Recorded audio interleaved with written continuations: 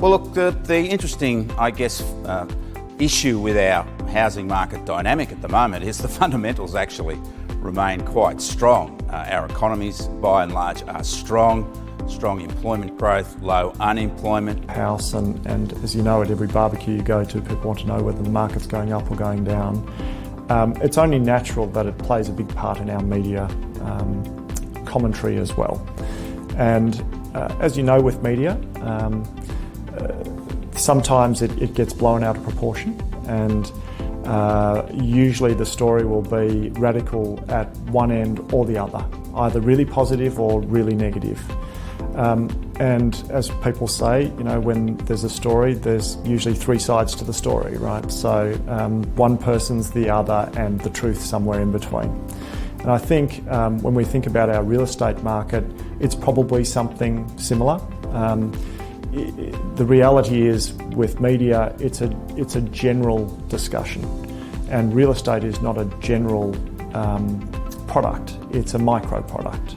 So you might say that the market has fallen by X percent, but in some circumstances, in some markets, some product types may have actually increased in value over that time. So I think it's really dangerous to talk about real estate in general terms because of the micro markets that exist out there.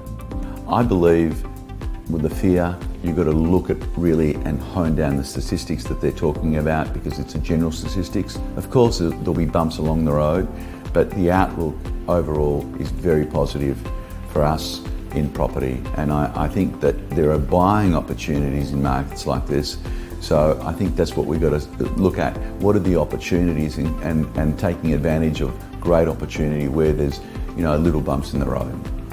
Price in the short term, but you know, property has been increasing in price ever since property first existed in Australia. So there's no reason to think that that's going to change.